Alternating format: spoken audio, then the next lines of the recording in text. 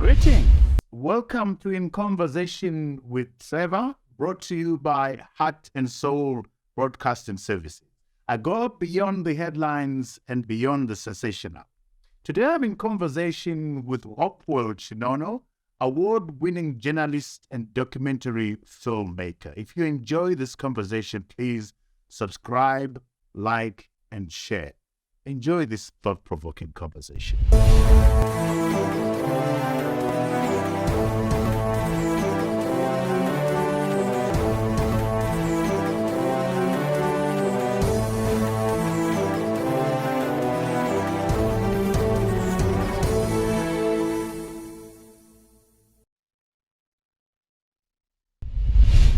Hopewell Chin'ono, welcome to In Conversation with Trevor. Thank you very much. It's great to be here. Second time around, and what I like about this is face-to-face, not Zoom like we did during COVID time. That's true. That's very true.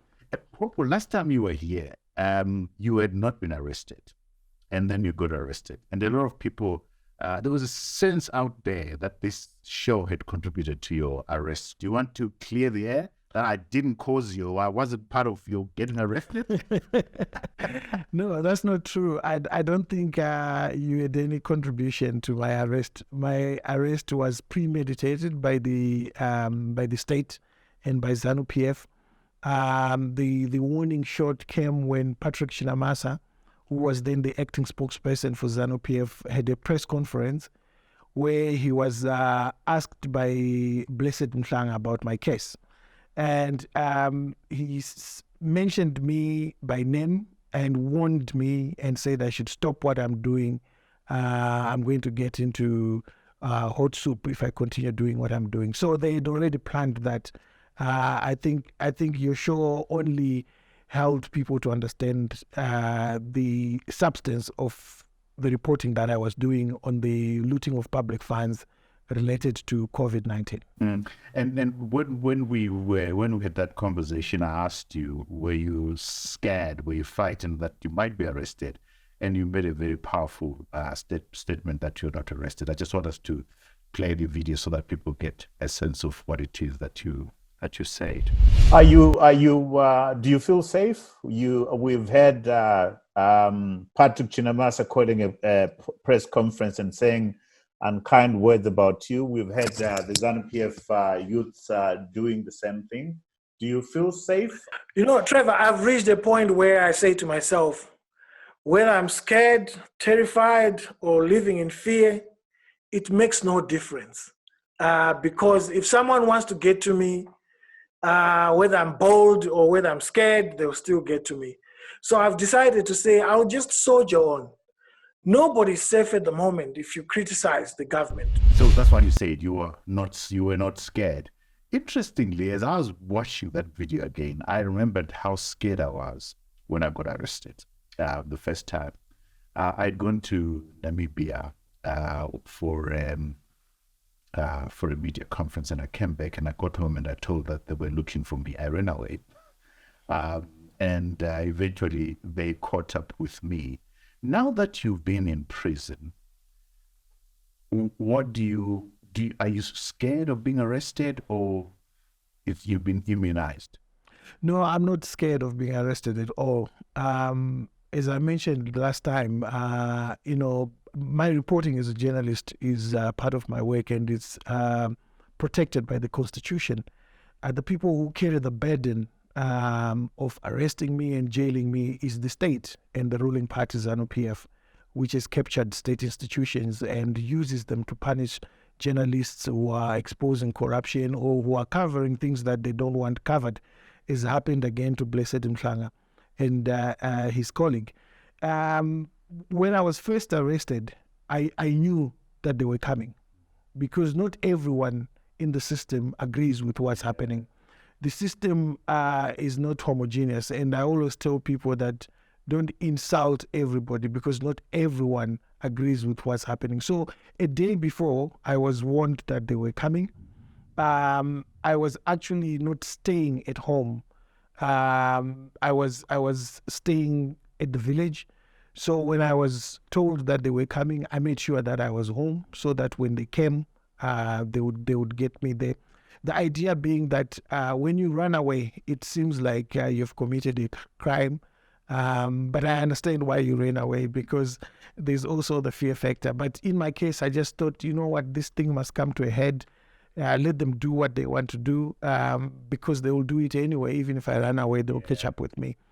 And I think the biggest problem, of course, for everyone around me was the fear factor. People were worried. My sisters were saying, you know, don't say these things. Look what has happened now. The family does pressure, isn't it? The extended family and friends. Indeed, the extended family feels the pressure, and sometimes you feel very sorry for them, because it's like you're watching a movie. These people are in panic mode, and you're not, because you know exactly how the movie is going to play out. You know that you're going to go to court, magistrate's court, you're going to be denied bail. You know that you're going to go to the high court. You know that if you're going to get bail, it can only be in the high court. You know that if there is an instruction, even at the high court, you're not going to get bail. Like in the case of Job Scala, which is absolutely ridiculous and is calling Terrible. Yes, where there's a brazen. I mean, they don't care about what the world thinks. The Constitution clearly said that bail is a right, and they've been denied bail. Job Scala, Godfrey Stolle, and the other 15 Nyatsime supporters of Triple C, they've been denied bail. And what is the point? What do you think the government's trying to achieve?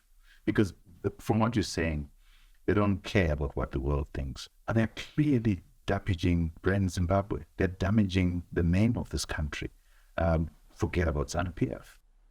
I don't think they care anymore about the damage that they're inflicting on the name Zimbabwe, brand Zimbabwe. I don't care. I don't think they care anymore about what the world thinks of them, because if they did, some of the things that they're doing are absolutely ridiculous. Even Mugabe didn't do some of the things, and Mugabe is the standard for bad governance everywhere in the world. You mention Mugabe, the first thing that comes to mind is bad governance.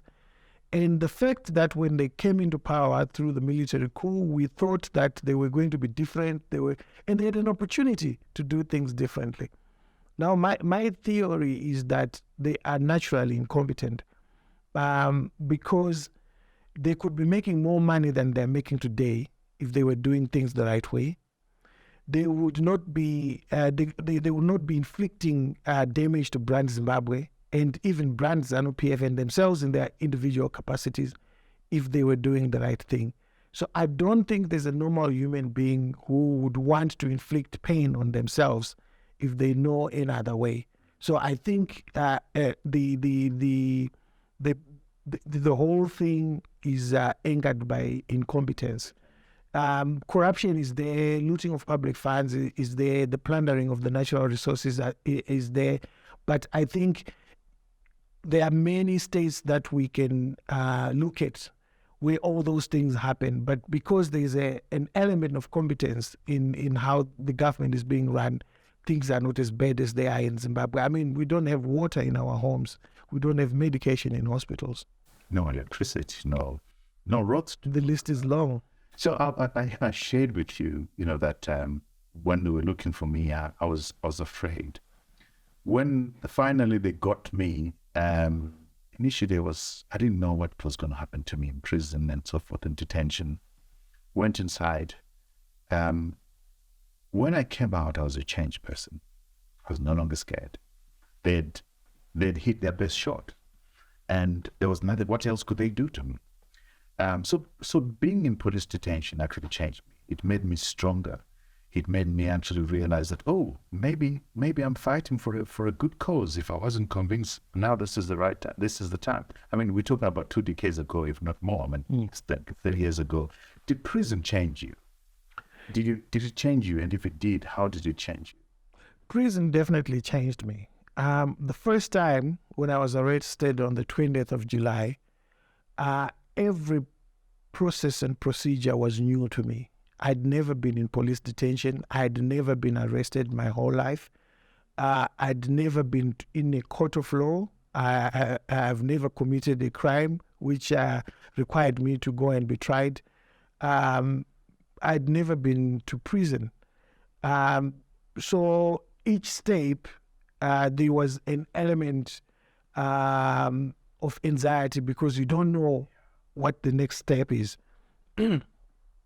But the second time when I was arrested, after I exposed that Henrietta Rushwaya was going to get bail unopposed, and the third time when they arrested me in January 2021 for something that I had not done using a law that did not exist, I was not bothered at all. Okay. Yeah, I was not bothered at all. And I was not bothered because I now understood that within the police service and within the prison service, there are very good people in there. And it became much easier to understand that the fight against corruption, the fight against the looting of public funds, it's a fight that is not only benefiting those of us that are perceived to be middle class, but it's actually helping even civil servants, prison officers, because these prison officers and police officers would tell you their stories. They would tell you their suffering. And they would, in so many cases, tell you about what's happening in their families. I mean, when I was at Chikurubi prison, we were, of course, not eating the food there. One, because for security reasons, and second, because it was just badly cooked. Terrible food. They boil beans with water, and they cook sadza, and they give them that sadza with boiled beans, and the gravy or soup is the water, and they just add salt. But the prison officers were eating that food, and some of them, if not most of them, they take the beans back home, and they would explain to me that I'm taking these boiled beans home so that my wife can then cook it and spice it properly, and then that's our dinner. So I realized that these people that are looking after us are actually suffering as well, and they understood our fight, that our fight is not about removing a government. Our fight is about a fair society. Our fight is about asking a government not to steal public funds that are meant to protect the vulnerable in our society. You say it changed you. In what way? It changed me. I'm not scared anymore. As I said, the first time I was prepared, but there was an element of fear. But this time around, the second time, the third time, I was not bothered. Even I've just come back from Europe, where I was away for almost 3 months, and I was getting phone calls from people in the system to say, "Why don't you just stay there? Save yourself all this trouble." And I said, "No, I'm not bothered. I've not committed any crime." Yeah. So if I've committed a crime, and if they can prove that I've committed a crime, then fair and fine. But I've not committed a crime. All these cases, the 3 cases, 2 of them have been thrown out by the High Court. I mean, the first one, the judge said that there's actually nothing before the court. And yet I spent 45 days in prison. And then they took the title deeds to my house, which they still have. They took my passport. I paid $20,000 as bail reconnaissance. And for something which a judge says is not even before me. He said, "I would like to acquit this man, but I can't even acquit him because there's nothing before the court." You acquit where something has been put before the court. But as it is looking at these papers, there is nothing. And then the third case, the judge said, there is no such law under our statutes. That law does not exist that you are saying you've used to charge this man. And the state didn't even bother to turn up for the hearing because they understood that they were persecuting me. I'm confused because I don't know. When I see you going to court and so forth, I'm like, is he still going to court? What's happening? So which case is now still alive? So I was arrested on the 3rd of November 2020 after I had practiced as a journalist. I published that Henrietta Rushwaya who's related to powerful people in government, had been given bail unopposed after she had been caught smuggling 6 kilograms of gold out of the country to Dubai. When they came to my home, they said, we are arresting you for violating your bail conditions for the first matter. But when we go to the police station, some of them, they said, you know what, you've not committed any crime. We've just been told to scrap for something. So now we are going to say you published the issue of Henrietta Rushwaya, and that because you published that issue, it's obstruction to justice. And I said, but I'm a journalist. And I said, what I published about Henrietta Rushwaya is correct. And they said, look, we're taking instructions. Interestingly, the first time when I was arrested, I think that's why people made an inference that Hopewell was arrested because he was in conversation with Trevor. I was telling them stories about the things that I've said in the past. And I said to them, even in conversation with Trevor, I have said these things. Why is it an issue now when I've said these things? And so when one of the investigating officers was cornered by my lawyer, Beatrice Mtetwa, he then repeated what I had said, that he also said these things on Trevor, on Trevor's show. So the inference that was drawn was that he was arrested because he said, but in actual fact, this guy was cornered. And because I had told him about the things I had said on the show, he then just used it as a way to answer the question because he had no proper answers to give to Beatrice Mtetwa. Tell me, obviously the experience was terrible in prison. What stands out for you on two counts as the most terrible experience that you experienced, one, and two, what gave you hope when you're in prison? I think the most difficult part for me when I was in prison was those around me, the other prisoners, because I was getting food from home. And these other guys did not get food from home. They were eating the junk food that is being provided by the prison service. And it was very difficult at night because you have breakfast around 7, 8. Then you have lunch around 11. Then you have your supper around 2. But I could not eat around those times because they were ridiculous times to be having supper at 2. So I would go upstairs when we are locked up, and then I would have my supper the normal time that I have supper. But it pained me so much that I'm having this good food and all these guys are just looking. So eventually what we would do with my co-accused Jacob Ngarivume, and eventually with Job Scala when he joined us, would take half of our food and then share it with all the prisoners in the cell. That was very difficult. The second thing that was difficult for me personally was the fact that you are logged in at 3 and you are released at 6 in the morning. And you are in this prison cell which does not have water. And there's an open toilet in there. And people have no water. And people are sleeping on the floor. People actually sleep on the floor. And it's very difficult to understand how human beings can treat other human beings like that. The most interesting thing when I was in prison was to notice that there was once facilities like beds that were provided for. You could see the marks of beds on the wall, that there was a bed here.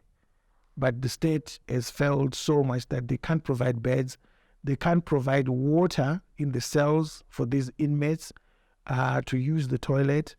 There's no drinking water, so these inmates have to use jugs to get water outside. Sometimes the water is not even there, so they will take water from a disused fish pond, and that's what they drink. Are you bitter?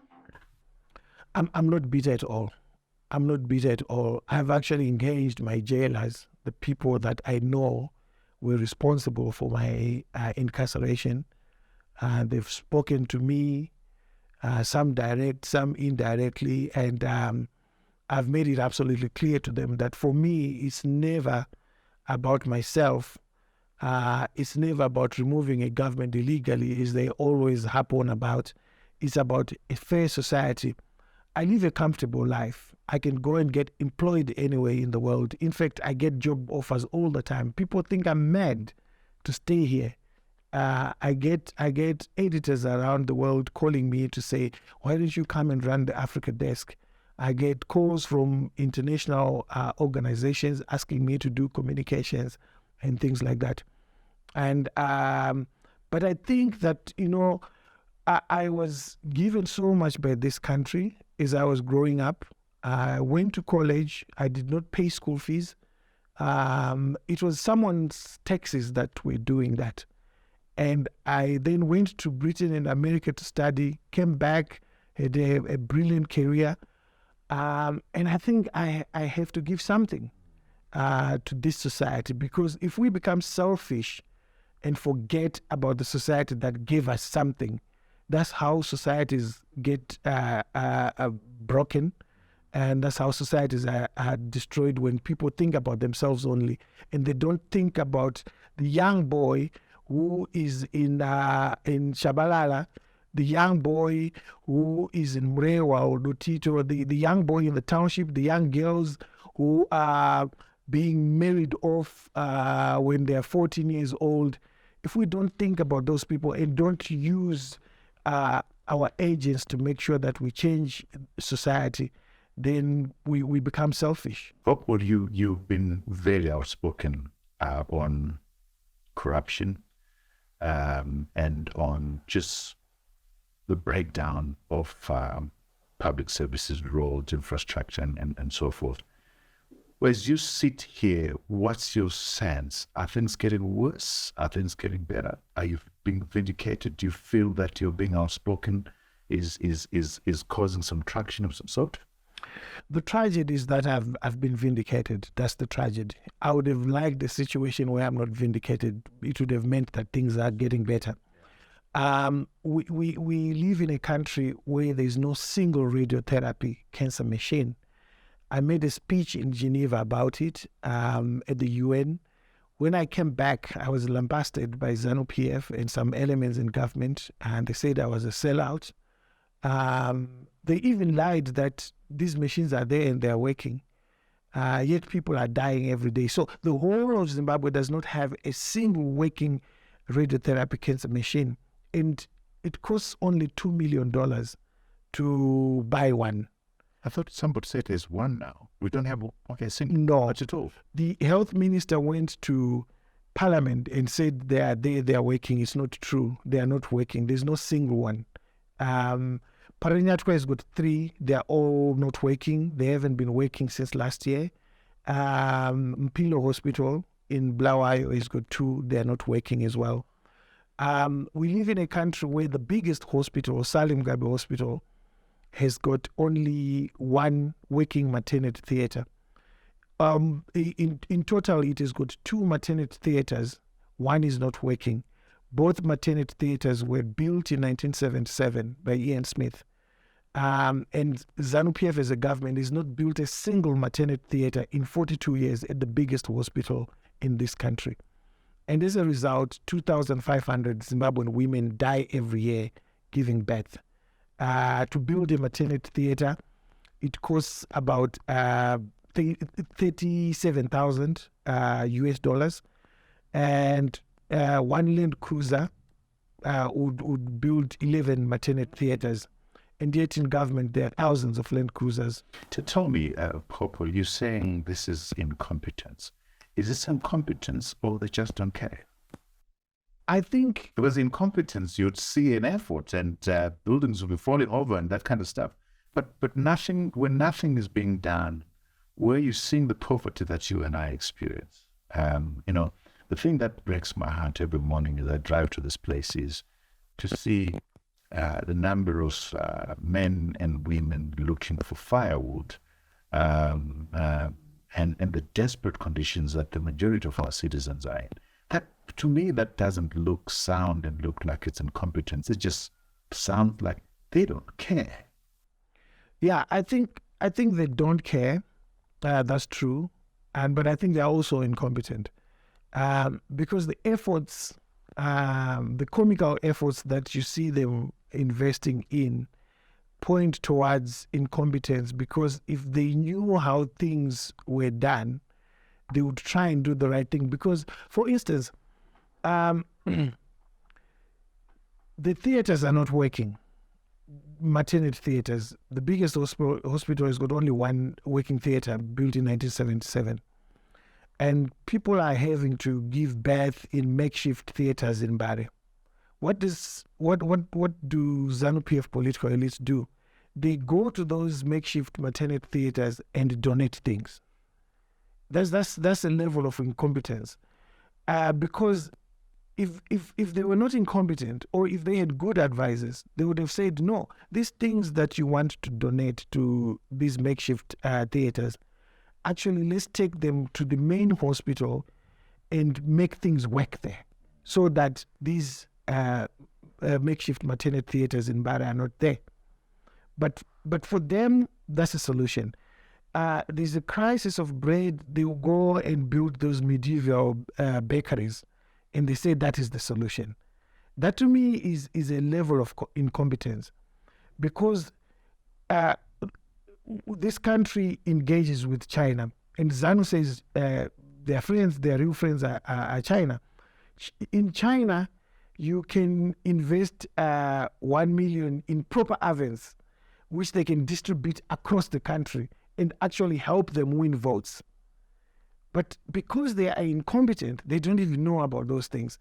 They want to win votes, so I don't think that they don't care to a point where they don't want to win votes. They just don't know.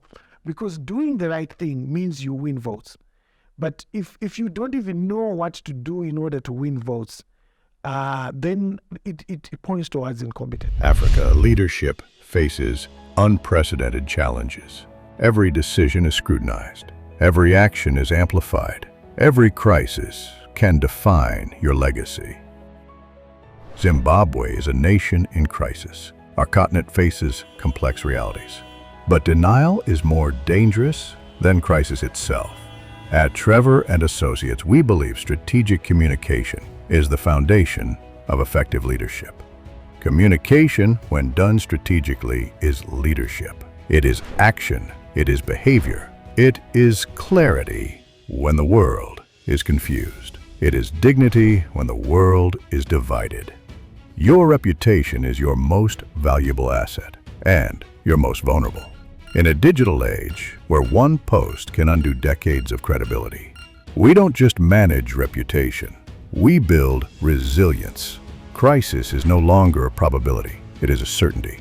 The question is, how prepared will you be when it arrives? Ethical lobbying is essential to democracy and progress. We help you advocate effectively, not with bluster, but with research, relationships, and respect. If you are not shaping the conversation, you are being shaped by it. In an era demanding accountability, responsible business practices aren't optional. They are essential.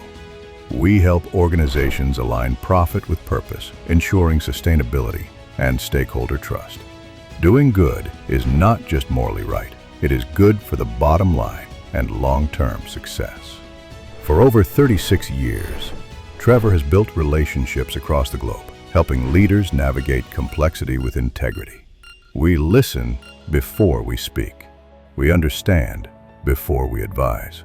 We serve with sincerity, sound judgment, and commitment to ethical leadership. Trevor and Associates. We help you build narratives that uplift. Protect what you've built. Amplify your values in a world hungry for substance and sincerity. Trevor and Associates, your strategic partner. Your narrative architect.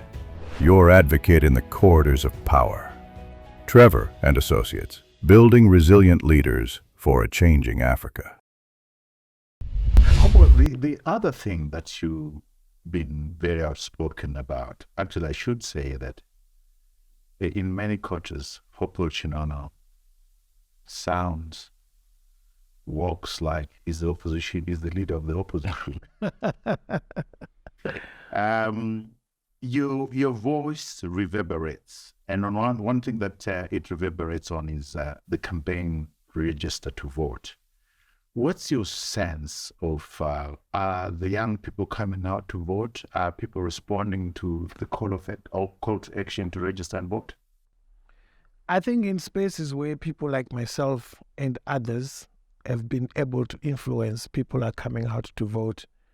But I think the opposition needs to mount a voter registration campaign. It hasn't done that yet. It's being done ad hoc. But I hope that the main opposition leader, Nelson Chamisa, is going to come out and mount a voter registration campaign, because he's the most popular politician in Zimbabwe. And that popularity should be used to harness the voter registration campaign to make sure that young people vote. Young people love Nelson Chamisa. And so it requires him again to use that popularity to make sure that they are registered to vote.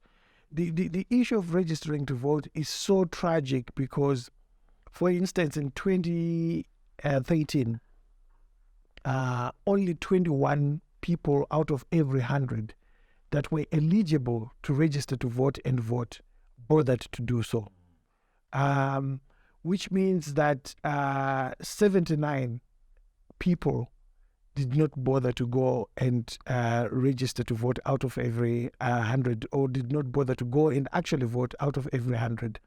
Now, what that does, what people don't understand, is that ZANU-PF and the related institutions that are used to manipulate the voter process and to rig the elections takes advantage of that disconnect. Those 79 people allow ZANU-PF to rig an election because, as they say, you might not vote, but you are going to vote anyway because someone will vote for you.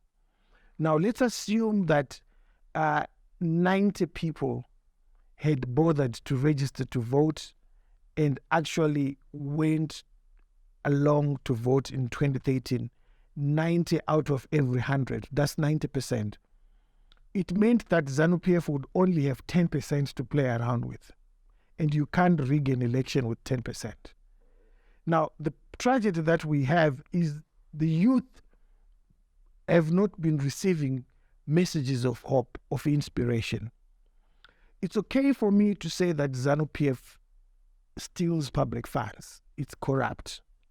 All the ills of the ZANU-PF regime, they are well documented and known. But what is important is for me and everyone else who's looking for change to explain to these young people what change will look like. You've got to inspire them. I've written an article, I wrote it in 2019 about Kariba for young people, where I was explaining to them that Kariba is dead, it's a dead asset at the moment, but we can turn it around by removing taxes, making it a tax-free zone, saying any Zimbabwean and any foreigner who wants to come and invest in Kariba will not pay taxes for a period of 5 years or 10 years. And that way you create jobs, you make Kariba the nutrition city of the nutrition capital of the continent, which means Kapenda, planes are flying out every day with Kapenda to different parts of the continent. Trucks are going to Congo, they're going many parts of the continent. But that requires leadership to sell that vision so that the youth can visualize what the future will look like. I went further and talked about casinos and said that you can turn Kariba into a hub where the rich in Africa can come and they have casinos at the weekend. You can also start a boat building business there because you've got the biggest man-made lake in the world. What it does is that when they come, they buy boats. They don't take those boats away. They leave them there. It creates another source of employment for locals. You have mechanics who fix those boats. Well, there's a disconnect here. I hear you saying the young people love Nelson Chamisa. You are saying that young people are not hearing messages of hope. You're saying the opposition is not out to campaign. What is happening there? What's the problem? I'm not sure. I'm not sure what is happening because just yesterday I dedicated the whole day to talk about the track record of leaders in CCC who were in the government of national unity in between 2009 and 2013. And I talked about what Tendai Biti did. I talked about what Chamisa did as ICT minister. I talked about what David Coltert did as education minister. I talked about what Martinenga did as minister for constitutional affairs. I talked about how SIM cards fell from $200 to 50 cents. And you should go and see the retweets there in the thousands. And I was talking about things that inspire young people, messages of hope, to say this is what your future could be like. So why is the main opposition not putting together a message that gives hope so that people go out and register? Because I understand there are stumbling blocks towards registering. But again, to your point, if 90% of the people pitched up when wanting to register, it would become a huge story. I know we've seen that happening, but I get the sense that there's something that's not happening to cause the excitement amongst the young people. And I've actually heard people saying, register to vote, what for? I mean, that's disconcerting in this time and age. It is. And I think as a society, the biggest drawback that now affects our society is that we always look for excuses for not doing something instead of looking for solutions of fixing a problem. Like that. So when you say ZANU-PF is putting stumbling blocks, I say let's not mourn about it. Let's do something about it. Let's go out there and show the world that the stumbling blocks are there. I've always said, yes, the courts are captured, but you cannot make your case to a captured SADC or captured AU when you don't have the material to say, I went to court on this day, this is what they said. And the same thing applies to ZEC. If it makes it difficult for our young people to register to vote, the opposition must create a file which they can then use. I've spoken, Trevor, to government ministers in South Africa. And when I was in Europe, I was meeting so many political leaders in Europe, in France, in Britain. And when I went to New York, I was meeting all these people. And they were saying, but what are they doing about this? And this is... What is the opposition doing about it? Yes. And I think, again, we've created a culture of toxicity where when someone asks that question, it seems like you're attacking the opposition. When someone asks that question of ZANU-PF, it seems you're attacking ZANU-PF. Whereas what you're trying to say is, let's fix this problem. Because what's going to happen, Trevor, is a heart attack or a heartbreak, either of the two or both, in 2023. I don't see change happening unless we do the things that will make change happen. And one of those key pillars is voter registration. The second thing is the voters' roll. In fact, an election is the voters' roll and voter registration. Now, if people are not registered, and if the voters' roll is not cleaned up, then it's the same old stuff of, the election is rigged, we go to court, we get the same result. So let me give you some tragic figures. Between 2018 and today, almost 1.8 million young Zimbabweans turned 18, which means they were now able to vote. They could not vote in July 2018 Because they were young. because they were young. But 1.8 of them can now vote between 2018 and today. Less than 150,000 have registered to vote. Now, you've got to subtract the 70,000 from that 150,000, the 70,000 that are dead, that have been cleared off the voters' roll.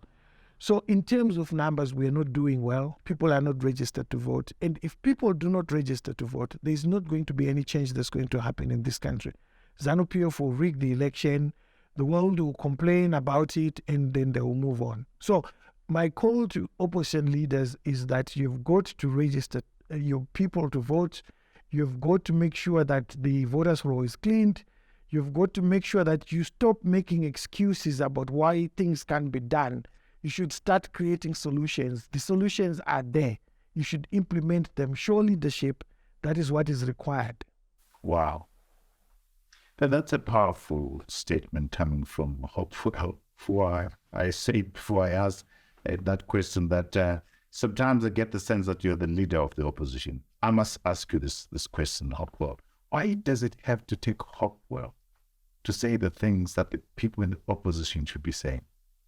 Why does it have to take Hopewell to labor to inspire the young people to vote and not the opposition, which is supposed to, I nearly said structures, but I'm not going to go there, which is supposed to have the means to mobilize people to register to vote and inspire them? What's happening in the opposition? I think there's a sense of fear and also incompetence. The fear factor is derived from the fact that people like Hopewell, Job Scala, Ngari Vume, are locked up. And some of the opposition leaders, they see Fadzaimayer in prison. So they're afraid to say, if we speak out, if we talk about these things, we might be locked up as well. And the second aspect is of incompetence. Our politics has never been based on ideas and competence. Political parties, when they are formed, they end up aping the culture of ZANU-PF. Yeah, so if you look at MDC, Shangrai refused to honor a democratic vote, resulting in a split between him and Walshman Ncube. If you look at how people like Elton Mangoma, they were beaten up. People like Trudy Stevenson were beaten up. That shows a society which is aping a ruling party. And if the ruling party can do this, we can do it as well. So change should mean that we do things differently. And so there's that element of incompetence where the brave are the ones that go into politics. The men and women of ideas are scared of going into politics. Because if you look at the names that have been called, all based on lies. I've been called a homosexual. I've been called a sellout. I've been called all sorts of names. I've been said I work with ED. I've been said I work with Chiwenga. And even some people in the opposition, some leaders in the opposition have said I work with Chiwenga. Wow. A man that I only met twice in my whole life. Why would the people in opposition call you those names? Is it because of my own reading that Hopewell is now the leader of the opposition? I think it's based on an idea that you are encroaching into our space. And also, I think it's also based on the close proximity that I have with some of the leadership in the opposition. So some feel threatened that I'm getting close to the leaders and maybe I'm influencing them, and some think that I want positions. And to his credit, Nelson Chamisa has always said to me, so what if you want positions?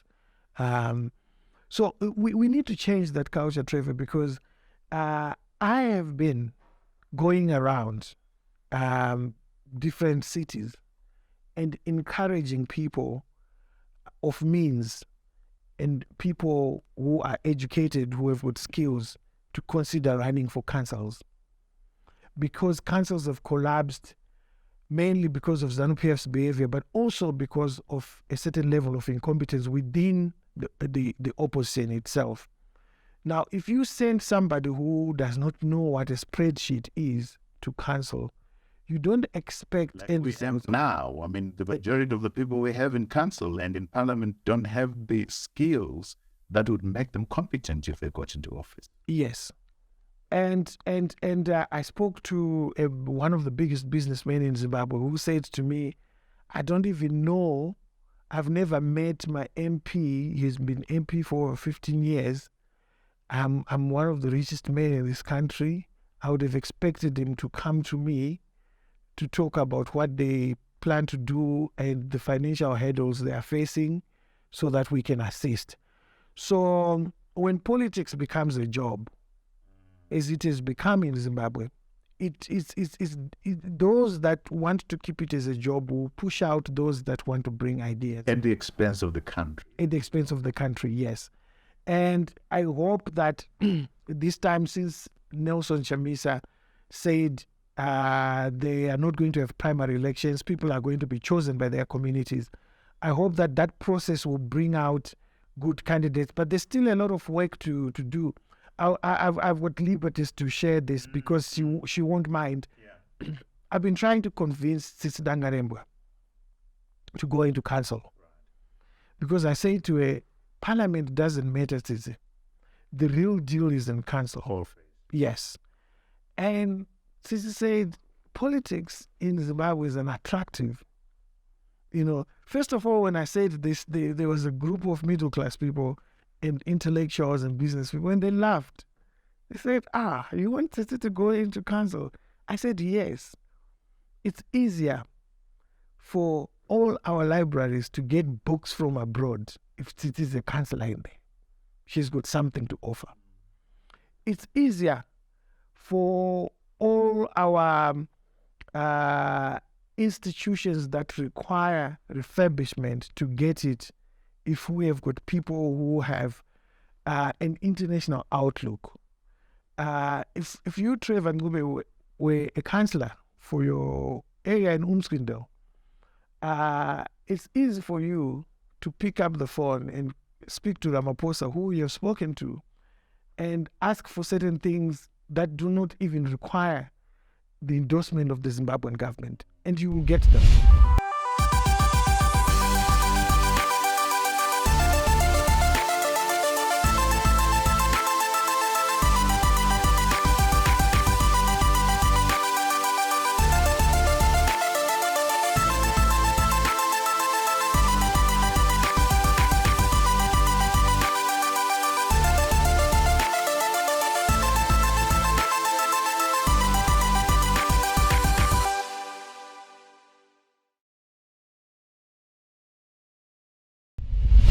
For me, the issue, and this is where my good friend Muj Masunda always reminds me, the caliber of the people that we elect to Parliament and to Council should be people that have ideas to empower the citizenry to do their own stuff. It's okay for us to get help from abroad, but we are such a rich country. We could do lots of things for ourselves.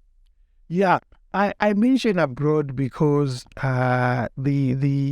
there's a disconnect between central government and local government. Local government is in the hands of the opposition.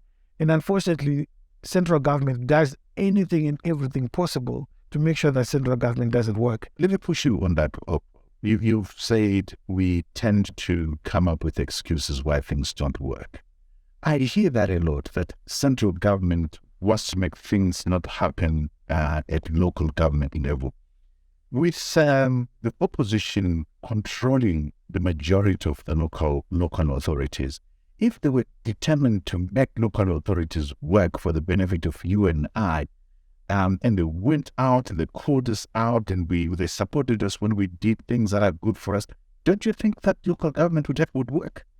I think if we had quality, Then I go back again. Yes. As councillor. If we had quality councillors, we have some quality councillors, but the numbers are not enough to make a difference. So if we had quality councillors, it would be easier to have take for example, Strive Masiwa or Moxon, Mr. Michaels, yes. Now, if you get someone who was your gardener and is now your councillor, what kind of conversation is he going to have? So in other countries, in Kenya, for you to be a member of parliament, you must have a degree. You cannot go into parliament without a degree. We don't have that here. We had it in the past where the Rhodesians said you must own property. You must have a stake. Now, if you have somebody who's living in a cottage and is representing that community, the effects of rates and all those things don't affect him or her, so they don't understand. But doesn't the problem there, Hopewell, lie on me, the elector, the voter? Why am I voting for somebody who doesn't have the qualifications? You bring me to a point where I think it's a fundamental point that is being pushed by the opposition, which is so wrong. And that is, we need new leaders. No, we need new voters. I need new voters who understand that I need to say it when Hopewell comes and says, I want to be a candidate, I say, Hopewell, let me see your CV so that you represent me. So we need a reformation of us as individuals so that we hold to account the people that represent us. What's your pushback on that? Actually, there's no pushback for that one. I think you're correct. And I think that's what Nelson Chamisa is trying to do now. By saying that we are not going to have primaries, the communities must give us candidates. And what he's trying to say, what he's doing by saying that is to say, if Trevor, you give me Hopewell, you must understand that you're going to live with Hopewell for the next 5 years. If you give me a bad candidate, it becomes your bad candidate. In the past, political parties would have primary elections and only people within the party would be elected. But this new system that Nelson Chamisa is put on the table now is to say, you don't even need to belong to the political party for you to be a representative. You are selected or elected by your community first, then you go to become a candidate for CCC. And so it's important for that. But coming back to the issue you have mentioned, the main question for me is, why are we failing to attract people of great minds? Why are we failing to attract great minds into politics? It's because our politics has been about violence, insults. It has never been about ideas. If there are few politicians on both sides of the aisle who come up with ideas, in most of the cases, it's about loyalty. If I say today, Emmerson Mnangagwa has gotten things wrong, I'll be lampooned on social media by Emmerson Mnangagwa's supporters. If I say Nelson Chamisa has gotten things wrong, I'll be lampooned by Nelson Chamisa's supporters. And the danger of that is you create a culture of popular politicians and who are untouchable. So, for instance, ZANU-PF has just had a Congress, and President Mnangagwa was untouchable.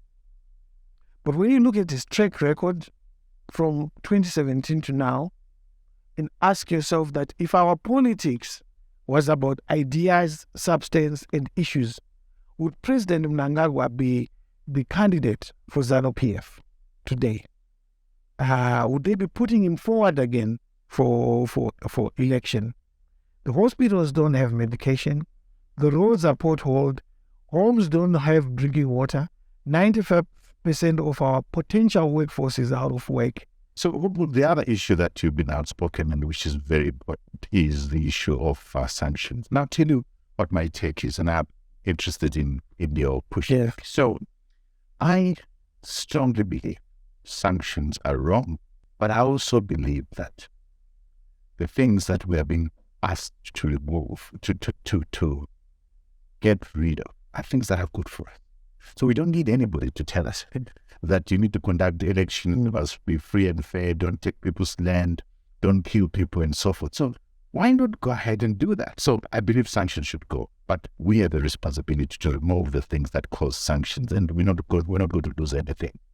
I also believe that corruption is damaging the economy. But I find that in Zimbabwe, you can't argue that corruption and sanctions are wrong. It's going to be one or the other. What's your view on that? Sanctions are wrong, corruption is wrong. Can't we just agree on that? I agree with you, and I've written about it extensively, responding to academics who have put different views, and unfortunately, for a long time, the messaging was not right from the opposition in Zimbabwe. But now Nelson Chamisa has come out and said that sanctions must go. And I think that there's no sane Zimbabwean who doesn't think like that. Sanctions must go. The issue that we always struggle with is that ZANU-PF does things that makes it difficult for sanctions to go. Sanctions are an external imposition by an external party, the United States of America. We have no control about what they do in their legislation. They determine how they interact with foreign countries. But we have control of whether we're going to have a free and fair election or not. We have control of whether we're going to steal public funds or not. We have control of whether we're going to use violence against each other and kill each other. So the most important message that the opposition must put out there is to say these sanctions are bad for this country and they should go. But the people that are making it are not equivocal. Yes. And Nelson Chamisa, to his credit, has done that. And the problem that we have is that ZANU-PF keeps doing things that makes it difficult for these sanctions to go. So, for instance, the issue of, let's forget about elections. The issue of using violence when people don't agree with what you are saying.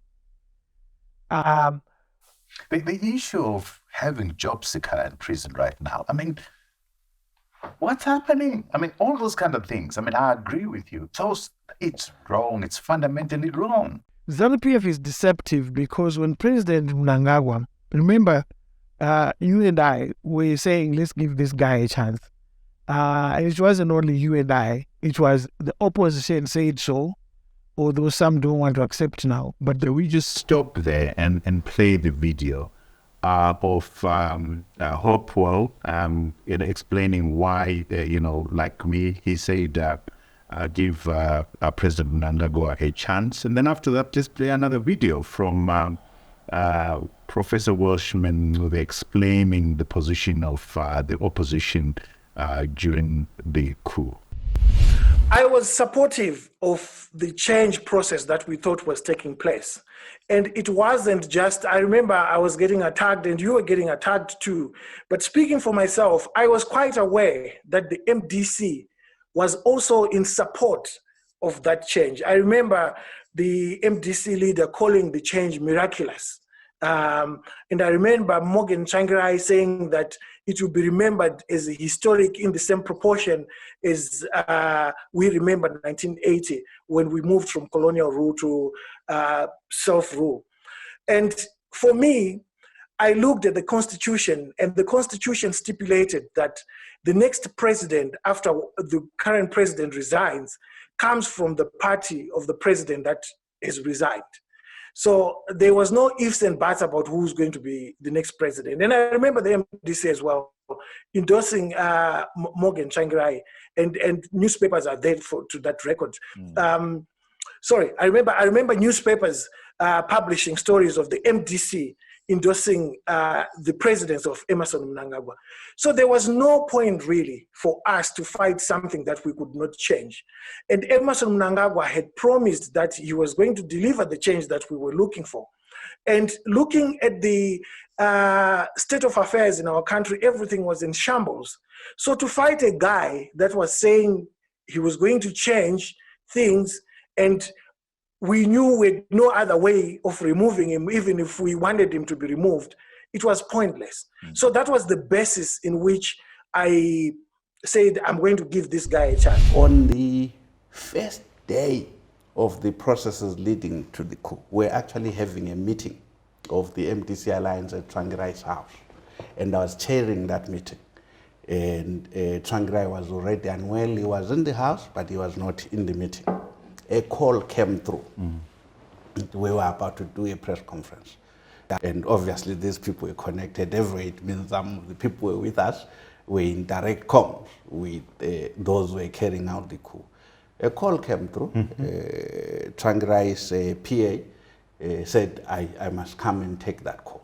The person introduced themselves as a Lieutenant General so-and-so and say, whatever you do, do that press conference. If for 1 second you condemn what we are doing, we will be there. We will be there, and you will not like our boots, right? So I said, okay. So you have never shared this anywhere. No, You're sharing this for the first time. I haven't. Wow. I haven't. A world exclusive for you right there. Please proceed. So I put the phone down, went back, and said, guys, this is the call that we just got. The rest is history. The rest is history. But I'm sharing this in order to say, if that act, if it was an act of liberating us, it would not have started, for me personally, with that threat. The very fact that there was that threat told you that nothing good was going to come out of this. Right. I take no pleasure in saying that I knew. I also secretly hoped that maybe, just maybe, maybe we might have a break with the past. So I broke your stride there. So that's the position. And you've been very clear. You and I stood up and said, give Mnangagwa a chance. And we took a lot of flack for doing that. Yes. But we have realized that there's a few things that have not happened right. And they say, no, but let's hold men to account. Yeah, it's not a few, it's a lot. A lot has not happened. The basics have not happened. I think they were very deceptive because I remember when the senators who authored the new sanctions law came to Zimbabwe, President Mnangagwa said, there's nothing wrong with doing what these guys are saying. When you were doing something wrong and you now realize that it was wrong, you must not just defend yourself for the sake of it, you must accept. And he said there's nothing wrong which is being asked us to do or of us to do in the sanctions law. All these things are good for our country. And that was deception because later on he's not done that. So sanctions are bad, sanctions should go, violence should go, rigging of elections should go, corruption should stop. It might not stop 100%, but it must be not done in a way that you leave a central hospital like Harare Hospital without paracetamol. Right now, as we are speaking, there's no paracetamol. Paranyatwa is not working as we are speaking. It's on emergency mode. So you can't schedule an operation at Paranyatwa today. Those are the terrible things. Sanctions will be so insignificant if we were not stealing money, because I'll give you a good example.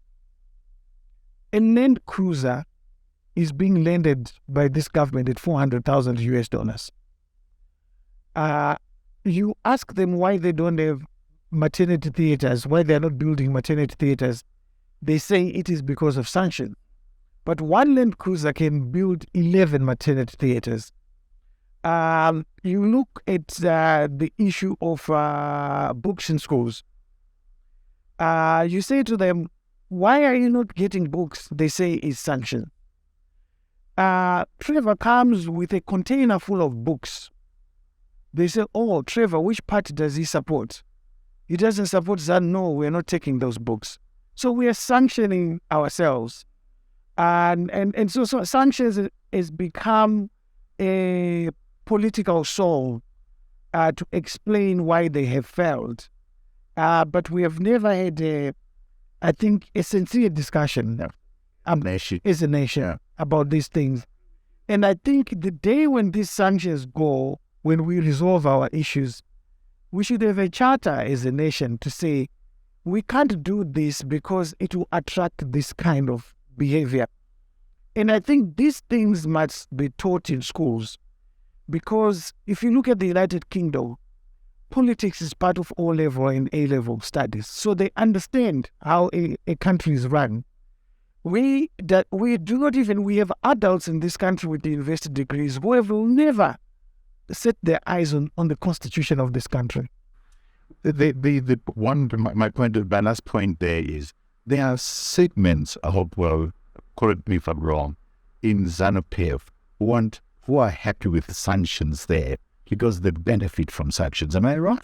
You are very correct. A lot of the people don't want sanctions to go. That's why you find that when there's discussion of sanctions going now and they think they might be removed, they'll go and arrest Job Scala and make sure that he doesn't come out, because they know that will be a deterrent for removing those. They are benefiting from this opaque environment that sanctions allows. Exactly, because remember, Trevor, I was young, but you were old enough that down the road from where we are, one of the most senior ministers in this country committed suicide, ashamed of a Toyota Cressida. Look at the corruption that's happening today. You ask yourself, was it worth it for Nyagumbo to kill himself? I mean, if he can see what's happening now, turning his grave and saying to himself, I killed myself for a car. These guys are looting billions. So the level of shame has changed also in this country.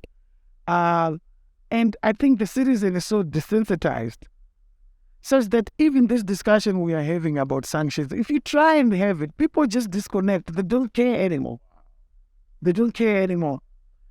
But again, the opposition needs to go out there, educate people, make 1-minute clips. Make them connect with the issue. Yes. So this is my criticism of the opposition, and I've said this to some of them, that they tend to be loud when it's issues that affect them, not the populace.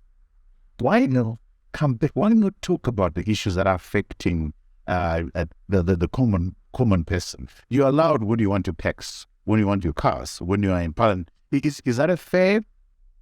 Yes, I've had this discussion with Temba Mlisco. I've said to him, you are so loud about your packs, you want your salaries, you want your cars. It's one place where ZANU-PF and the opposition unite. They are agreed when it comes to packs. When it comes to packs. And the tragedy is that they're about to dish out $40,000 per every MP. And that money, I can tell you that I don't see any of the MPs, maybe one or two, saying they're not taking it because they see it as money that they will use for their campaigns. And ZANU-PF is very clever. It does those sort of things because it knows that the opposition will not walk away from $40,000 per MP. That said, the quality, I challenge Zimbabweans to select the right type of candidate, because if you get the wrong person into council or into parliament, you will have to suffer the consequences. We don't have clean drinking water. We do not have good roads. They are potholed. Our children don't have books. 95% of our potential workforce is not working. Our hospitals do not have medication. The whole country does not have a single radiotherapy machine. We don't even have a heart bypass machine. If you require a bypass, you're going to die. So it's important to choose quality councillors and quality members of parliament. And if we don't do that, Trevor, then we will continue suffering the consequences that we've been suffering in the past 20 or so years. Your friend Much Masunda went into council. The change was seen. Yeah. Africa leadership faces unprecedented challenges. Every decision is scrutinized. Every action is amplified. Every crisis can define your legacy. Zimbabwe is a nation in crisis. Our continent faces complex realities. But denial is more dangerous than crisis itself. At Trevor and Associates, we believe strategic communication is the foundation of effective leadership. Communication, when done strategically, is leadership. It is action. It is behavior. It is clarity when the world is confused. It is dignity when the world is divided. Your reputation is your most valuable asset and your most vulnerable. In a digital age where one post can undo decades of credibility, we don't just manage reputation, we build resilience. Crisis is no longer a probability, it is a certainty. The question is, how prepared will you be when it arrives? Ethical lobbying is essential to democracy and progress. We help you advocate effectively, not with bluster, but with research, relationships, and respect. If you are not shaping the conversation, you are being shaped by it. In an era demanding accountability, responsible business practices aren't optional. They are essential.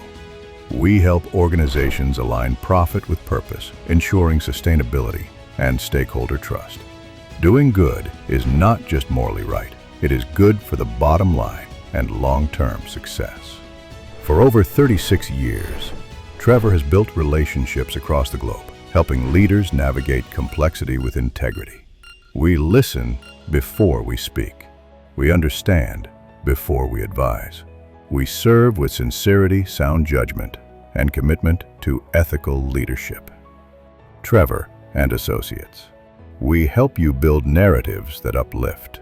Protect what you've built. Amplify your values in a world hungry for substance and sincerity. Trevor and Associates, your strategic partner, your narrative architect, your advocate in the corridors of power. Trevor and Associates, building resilient leaders for a changing Africa. Wow, that's a powerful message, and I hope that Zimbabweans out there, I mean, it's in our interest to introspect, and I really believe that Zimbabwe needs a new aspect of leaders. It's us who choose the leaders. So let's introspect. Just let's be much more demanding of the people that we elected into office. I think we've been too serious for a very long time. Yes, we talk about our dogs. I've got Shaba and Buju.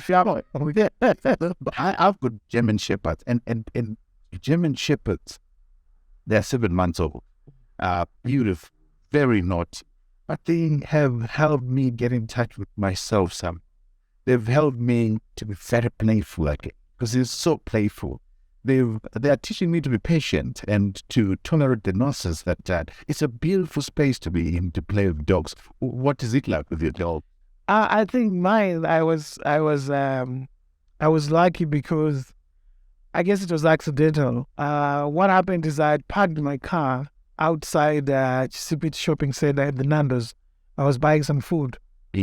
And so I went back to my car to wait because they said the food will be ready in 15 minutes. And then this lady was parked next to me, said, "Oh, are you Hopewell Chin'ono?" And I said, "Yes, I'm Hopewell Chin'ono." Then she said, "Oh, we were praying for you when you were in prison." So I thanked her, and we exchanged phone numbers. Then she phoned me and she said, "Oh, I've got a present for you. What is your address?" So I gave her my address, and then she came with his two dogs. So she said, "Choose one." And I said, "Oh, it's difficult to choose one, and also to have one dog, it will be bored and so forth." And then she said, "One dog I'm giving you as a present. The other one buy. The other dog you buy." So I paid $180 for the other dog. That's how I ended up with Buju and Shamba. Enjoying that. I do. they take you out of this crazy world that we live in, and they've made me walk a lot now because they need to walk. So I now go out a lot, and I'm not afraid to walk because I'll be having these two dangerous dogs that are also friendly. And it's funny, whenever I go abroad, I always pick some treats for them, and Keep back at home. yeah. You are one up on me because you are a good cook in the kitchen. Your mom raised you in an amazing way. Last time we were here, you shared with us how your mother raised you. What does cooking do to you? For me, it's therapeutic, and I use it to. Again, it was accidental because my mother was a home economics teacher, and she used to go into communities and teach rural women how to cook. So she would say to them, "You have got spinach. You can cook it in 5 different ways. Don't just cook it the same way every day." So at home, when I was in grade 1, I could bake cakes, not because I wanted to, but I had to. I could do scones and things like that. So it's part of my DNA now. So as I grew older, I was still doing the same thing. I remember that one of my ex-girlfriends could not actually cook. So when she had visitors at her home, I'm the one who would actually do the cooking. But we grew up in a society where a man who cooks will look down. Yes, they think that you've been emasculated by your wife or your partner, girlfriend. But I find it therapeutic. But I'm very happy because I've seen that on Twitter. A lot of Zimbabwean women, a lot of Zimbabwean men are now cooking. Yeah. And they go out there. I think King Hussein, he does the cooking. He's got Tim Fulo. Tawan and Yaman. Yes. Cooks, of course, Tito. But when he cooks, who else cooks? Yes. So they're quite a number. I've seen quite a number. Some of them they use ghost accounts, so you don't know the name. Yeah. But the leader is Joe Hussein. The king. So he's the chairman of Team Follow, which is a group of people on Twitter who love cooking, and most of them are men. Fantastic. Yeah. Then the other issue is your gods. Yes. Where apparently that people can think that it's they're abusing you by this amazing enterprise that you're involved in. What's the situation now with the goats? I know they wanted to take some land, but the goats from you. Yeah. Where are we with that issue? So what happened is what they first did was the ZANU-PF trolls, they called me Mbudziadura as an insult. And I embraced it. And I did a 3-minute video explaining goats, and it became very popular. People were now... the Mbudziadura slay backfired because people said, "Oh, we want to do this goat." And then at one point, this year, ZANU-PF thugs led by a guy called Taurai Kundishaya went to my homestead and they lied to my workers that we want to give you more goats and speak on cameras. Initially, they wanted to discredit me by lying that I actually got these goats from government, which I didn't. Luckily, I still had my receipts from 2016, and I put out these receipts on social media, and it was so embarrassing because it became an international story around the world. Unbelievable. Mnangagwa's government wants to grab anti-corruption activists goals. SABC, they're reporting about how the Zimbabwean government wants to take goats owned by a journalist in Zimbabwe. Yes, and it's so embarrassing. On gold, as they say. Yes. And so now we have got about 110. Some of them are still in the village, but we have moved the bulk of the high quality ones. I've taken them to my friend's farm. for protection because we were not sure what they wanted to do. And, luckily I've got villagers who are not scared. So they stood up to the bullies and they said they can come. We'll face them off. But these are the things that make it difficult for this country to get investment. Because if you can do that to your own, what will stop you from doing that to a foreigner? Yes. My next question is, no, we need to go to books, isn't it? But I must ask you this. The trolling, the abuse, the toxicity, doesn't that get you? I think around 2018, it got to me, but not anymore. Because let me give you a good example, Trevor.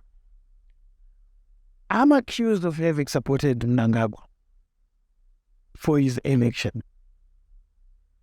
From Jonathan Moyo to all the trolls, I've said, put the evidence. The evidence, just one article where I said vote for Mnangagwa. Care about evidence, but what? They don't. That's the tragedy. And that's what makes our politics toxic. I've said, put the evidence and I'll give $1,000 to a charity of your own choice. They don't do that because they know they are lying. I never supported Mnangagwa's election bid. I only said, allow this guy a chance when they did the coup. The opposition said the same thing. The late leader of the opposition, Morgan Tsvangirai, said that. The current leader, Nelson Chamisa, said that. I have a good relationship with Nelson Chamisa. And we talk about these things. And so I understand what his thinking is, and I understand that some of the people that do those sort of things, they see me as a threat because one of that relationship with Nelson Chamisa, and two, they think I want to go into politics and I'll end up taking positions. And sometimes you actually see them putting their differences aside with ZANU-PF trolls and ganging up to attack me. And what this does, tragically, is that there is a huge silent majority which watches these things, and it becomes disinterested in politics. And the reason why I don't take them on the way I could is because I realize that if I do so, it damages Nelson Chamisa. And sometimes you wonder that maybe these are infiltrators who are sent to do this in the name of the opposition in order to damage it. So what I've done now is to look at the bigger picture, look at the bigger things, and leave that, because I've said to myself, why do you fight strangers? You don't even know this guy. Yeah. And I would rather fight Trevor because I know him. And you and I disagree. Yeah. Peter, And our disagreements is a nation. Have never been toxic. I disagreed with Ngusana Moyo when he launched this presidential bid. I said, you're not going to make it. Ngusana Moyo, I can walk into his home now and cook and go and take the most expensive whiskey, and we'll sit down and drink whiskey, and I'll tell him that what you're talking is nonsense.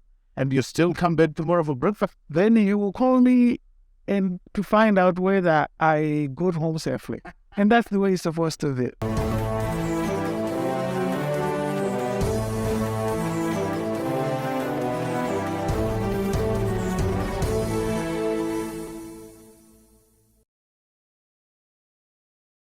A lot of people out there who love books. You brought some books here. Do you want to talk about them? Yes. So this is an old book I've had, but it's And what book is that? It's called Moral Men and Immoral Society by Harold Nebel. It was an American theologian, and I started reading it again when Alex MacGyver died, because his death really affected me. He was a guy who, was trying to do the good things, but surrounded in a toxic society, where people insult each other, fight each other, and we had a story with Magaisa. Rest in peace. Yes. We had a story with Magaisa that we differed on the coup. And after the coup, he then reached out to me, he called me and he said, look, my brother, we're brothers, you know. We should not allow these things to get in the way. And we became very close. And when he died, it really affected me because I knew that it was coming because he was telling me, but he kept it private. It was not well. Yes. Okay, and then this one? So this one is what we owe each other. This is what we're talking about, Trevor. You know, in social contracts, we talk about wanting a better society, but we don't want to talk about how we get there.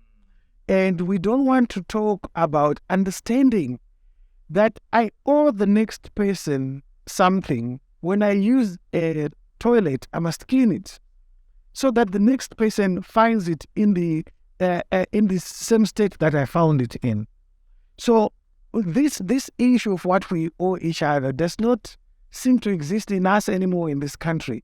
So you will find that people go and cut firewood, and they don't know what they owe society and their children. That society includes their own children. And so I got this book to understand issues around economics, how societies live together, and we owe each other a new social contract. Minuch Shafik. Yes, I'll definitely get this. Yes, it's a powerful thing that the world owes you nothing. Yes, but you owe the world. Yes, that's true. Wonderful. That's true. These ones made me laugh. The third way. So I have had these books, I think for almost 20 years. I first bought this one, that's the one that first came out. So they were written by Anton Giddens, who was a professor at London School of Economics. He is seen as the godfather of center-left politics that was espoused by Tony Blair. And in America, it was Bill Clinton. And so I always laugh when I see Zimbabweans talking about the third way. And I say to myself, no, the third way is not about forming a third political party.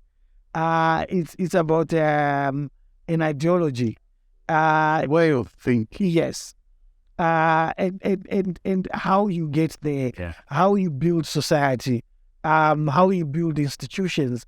And so each time when there's this third way debate or in Zimbabwe on social media, I go back to these books and just refresh my mind, and in order to explain to people what it is. Absolutely. Yeah. I've had, like you, I've had these upstairs many years or so. Yes.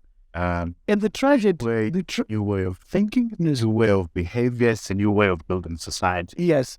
And the tragedy is that our people thought that the third way is having a third political party.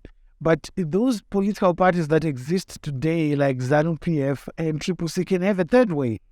And change the way they think, change the way society thinks by doing the right things. And the tragedy, Trevor, is that in Africa, there's been an attempt to have this kind of discourse at a political elite level, but our politics is not anchored in ideas. So it's people like Thabo Mbeki who would try and talk about these things, and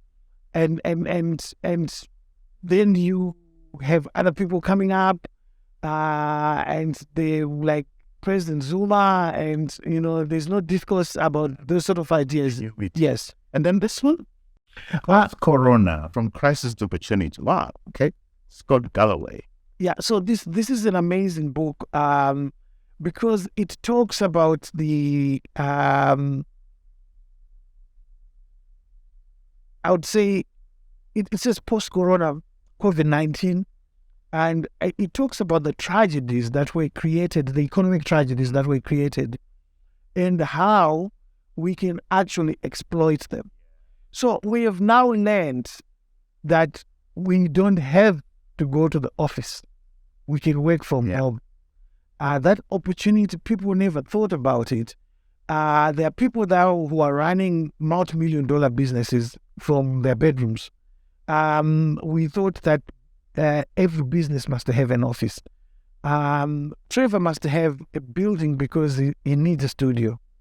But if I'm doing things on social media, I don't need to have an office to go and do things on social media. But it also looks at the people that have benefited. And the ironic thing about it is that the people that had money actually made more money. Yes. And in our society in Zimbabwe, again, we recoiled into the same old thing of looking for excuses why we can't do certain things. Instead of seeing opportunities. So, for instance, one opportunity that we could have seen in our society is to say, we've got educated scientists in this country. Why can't we start making masks and sending them across the world, making money out of them? Why can't we do that? The reason why we can't do that is that it is opportunistic by those that are linked to the state. Absolutely. So today people are still being forced to buy masks because it's connected is producing them. Yeah, but it's not being done for the good of society. And if you look at the issue of fuel, fuel in Zimbabwe is more expensive than it is in Zambia. But Zambian fuel passes through Zimbabwe.